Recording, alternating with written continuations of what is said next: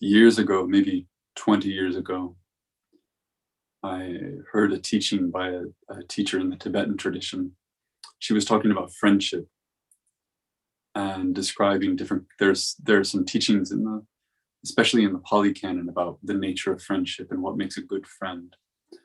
And she was giving different examples of friendship. And then she got to one where she said, what about the kind of friend who always says, there, it's going to be okay. Or, yeah, you're right. You're right. You're right. The other person is wrong. Or says, yeah, that is unfair. That is unfair. You're the victim here. And after she gave some examples, she said, we have to remember that the person who tells us what we want to hear is our enemy, not our friend. It's a very striking thing to say.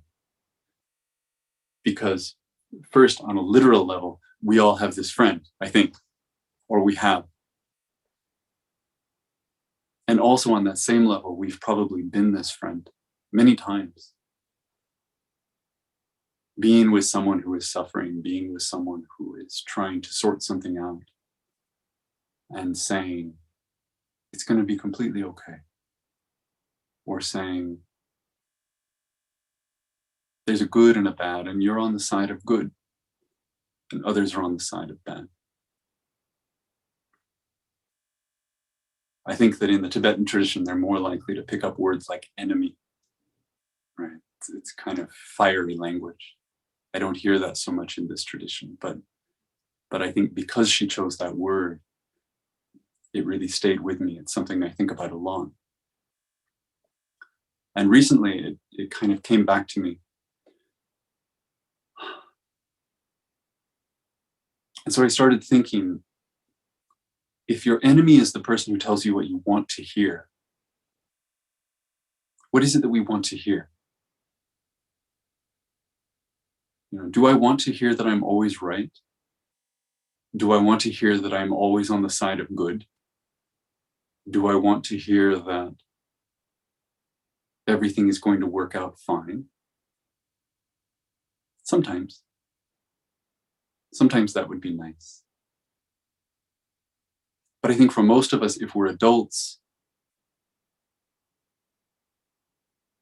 even if we can kind of imagine that blanket, that cozy feeling of hearing those kinds of words, as mature human beings, we don't really want that necessarily, not all the time, because we can see through it, right? So what is it that we want? What is it that we want to hear? And what I came to is I think what we want to hear is that things are simple. Not necessarily always that they're going to be good. Not necessarily that I'm always right. But that the world before me, the problem before me, the question before me is not complex. That it's simple, that it's easy to navigate. So when we watch the news, for example, we hear about politics. We get pulled in by the idea that there's a them and there's an us. And they are wrong. And they are bad. And we are right. And we are good. Of course we want to hear that. It takes away all the shades of gray.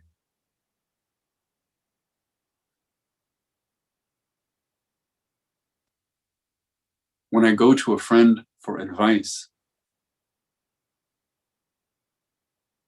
I'm hoping, if I'm really in distress, I'm hoping that my friend can say something so clear, so straightforward,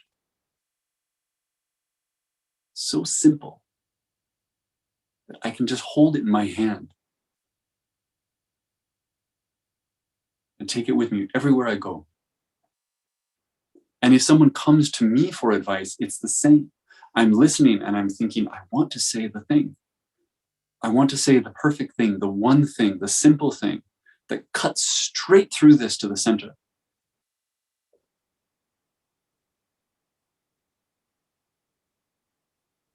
To take away all the fuzzy parts and make it perfectly clean.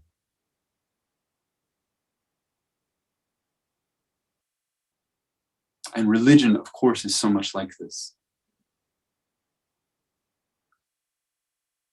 So many religious teachings are about telling you that in fact, things are simple. If you just do this, then this. If you just believe this, then this.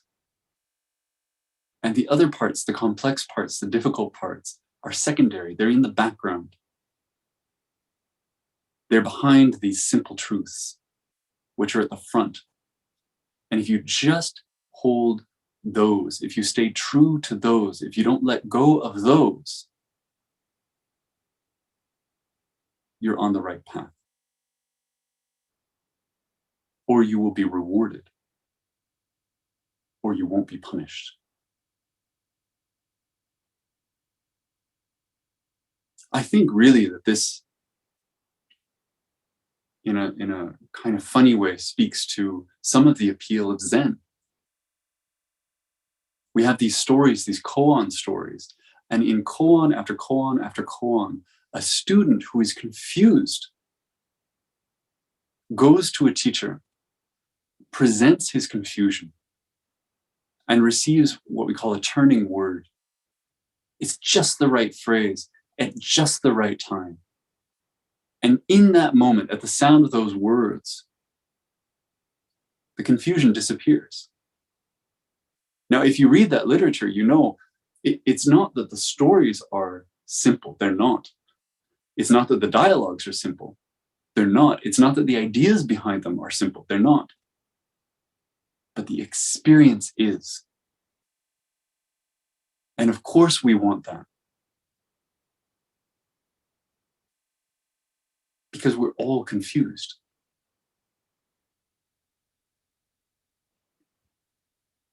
There's a story I've heard, and I hope it's true, that Dainin Katagiri Roshi, who was the founder of the Minneapolis Zen Center, he came from Japan.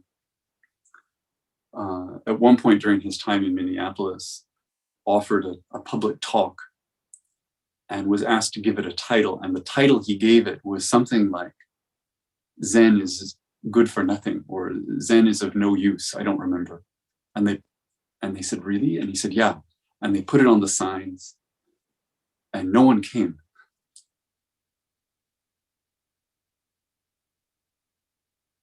He was just left in this hole by himself.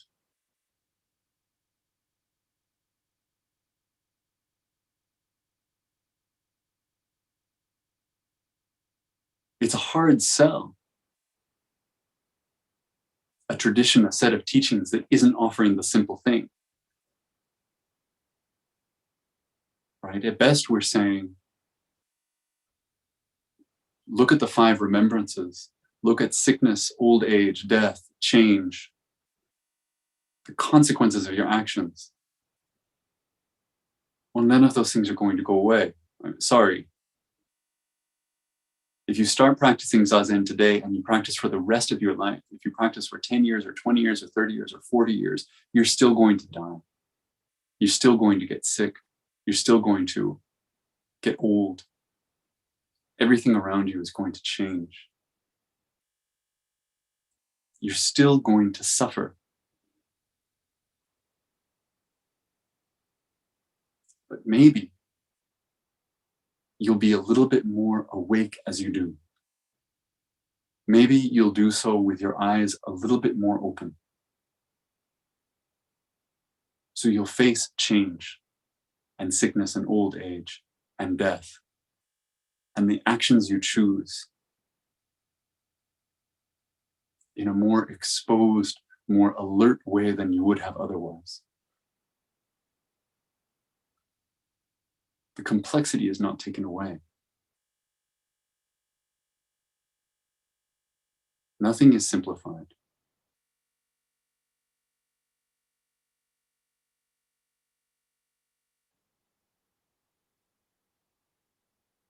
I appreciate that about this tradition, but I also understand in myself and in meeting people how that fails to feed this thing again that we want so badly. And I also want to point out, it isn't just that the world is full of people and organizations and institutions that are telling you what you want to hear in the shape of this simple thing. It's also our impulse. And so we tell ourselves whenever we can, whenever we think we have a chance at it, whenever we think that we can get away with it, we tell ourselves the simple thing.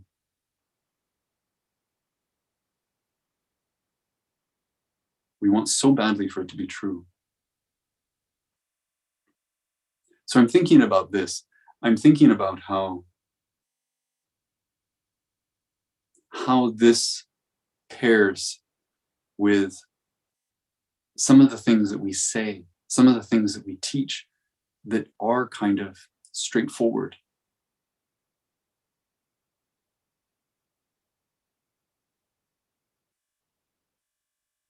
I think it's very intentional. And what comes to mind for me first is the vows, which we just recited. Beings are countless, I vow to free them all. Now, if I try to put that into practice, it's incredibly complex. Right? Just navigating the world of all beings is complex. And then this question of saving, even this question of I, in relationship to that world, in relationship to that multiplicity, is infinitely complicated. And yet what we say is so simple. Beings are countless. I vow to save them all. And what this does is it doesn't simplify anything, but it offers us a path through the complexity. And what I mean by that is specifically all.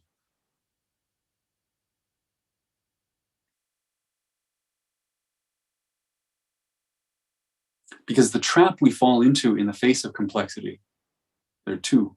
One is to deny it, but the other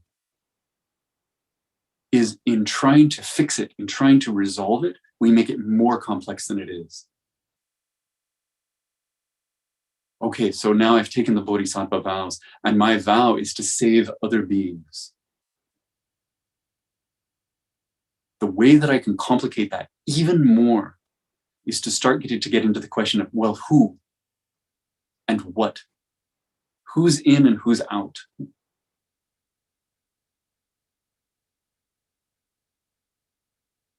And so we take a vow to not make it more complicated than it is. Who do we save? Everyone. What do we save? Everything. We don't have to negotiate what matters more and what matters less.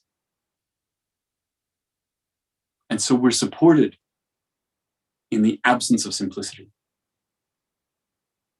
Delusions are inexhaustible. I vow to put an end to them. Delusions are inexhaustible is bad news. Especially when we know that it's happening in our own mind.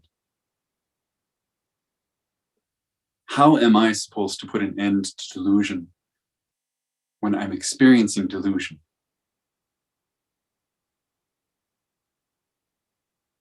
But the vow, the gift of the vow,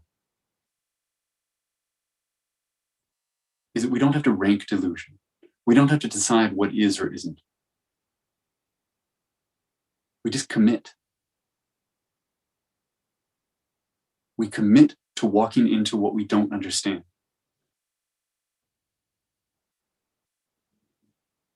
There's no reward there. There's no victory. There's no end. There's just the clarity that if we agree to this, we can get on with the business of this and not overthink it. Dharma gates are infinite. I vow to enter them. Means that every single thing is an opportunity to see reality as it is. Everything. Every encounter, every moment, every object, every person, every thought. So again, I don't need to negotiate. I don't need to decide what is more or less real, or more or less important, or more or less in alignment with the Dharma.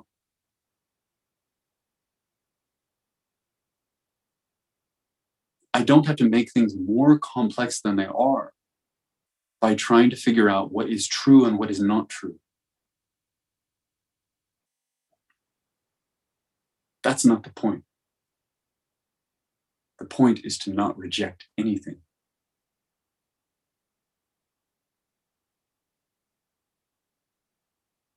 The awakened way is unsurpassable. I vow to embody it. It's like the delusion one. I may not feel very awake. And I'm vowing to embody an awakened path. That is enough complexity for lifetimes.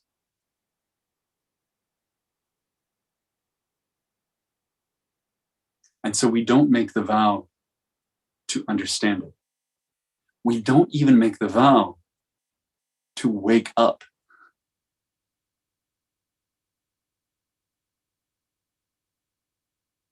But simply to take it up right now, as we are, regardless of how we are.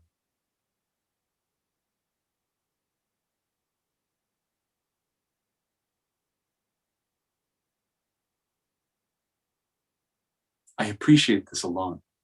I think about this a lot because I see in myself this desire, this same desire to have an us and a them, this desire to have a ranking, whatever it is, of what matters more and what matters less, of what is more true and what is less true. The vows are just one example. I think Buddhism is actually full of these gifts. Not denials of the complexity of the world, but little signposts for how we might navigate it.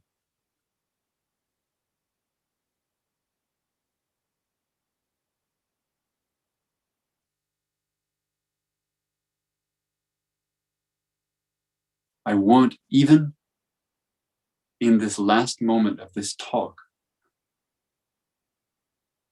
I have this impulse to want to say the simple thing, the turning word that you can take with you, and it makes it all just so crystal clear.